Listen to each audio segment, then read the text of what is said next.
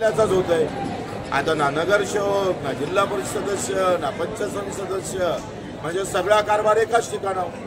मी मागं म्हटलं होतं ना निवडणूक आयोग आता निवडणूक आयोगाच्या कार्यालयातून नका चालवा, बीजेपीच्या कार्यालयात ठेवा ते आणि मतदान बीजेपीच्याच कार्यालयात ठेवा।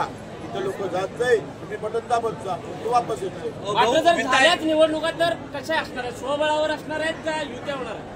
मला निवडणुकीचं सध्या काही बोलायचं नाही आहे। माझं आंदोलन 28 तारखेचं आहे।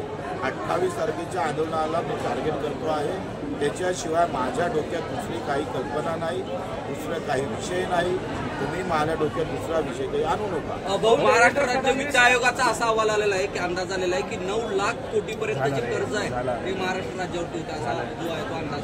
9 लाख कोटी काय झालंय? माझं काय म्हणणं आहे, आपल्या देशानं 15 लाख कोटीचं कर्ज घेतलेलं आहे देश पातळीवर, आम्ही 9 लाख कोटीचं आहे।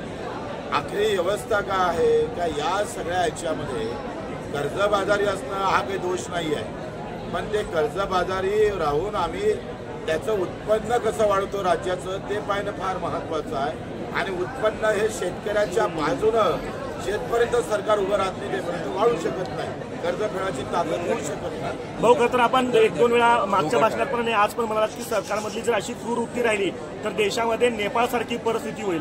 पालकमंत्री जयकुमार गोरे असं म्हणतात की डोकं ठिकाणावर राहून बच्चू कडूंनी बोललं पाहिजे। जयकुमार गोरेंना डोकं बीजेपीचं आहे, लोकांचं डोकं थोडं आहे, त्यांना डोकं तपासा बरं, हे सगळं बीजेपीचं डोकं आहे। आमचं डोकं सामान्य लोकांचं डोकं आहे। माझं काय म्हणणं आहे, तर म्हटलं मी तर काय आहे, जर आमदाराचे पगार 10-70 हजार आहोत 10 वर्ष 3 लाखावर जाणार आणि दिव्यांगाच्या पगारासाठी लढावं लागत असणार, माझा 3400 रुपयानं सोयाबीन विकावं लागत असेल, कापसाचा आयात कर 11% शून्य करत असणार आणि विदेशातला कापसाला 16,000 रुपये भाव देत असणार, तर मग करणार काय लोक, काय करणार आहे? तुम्ही असं एक म्हणालात की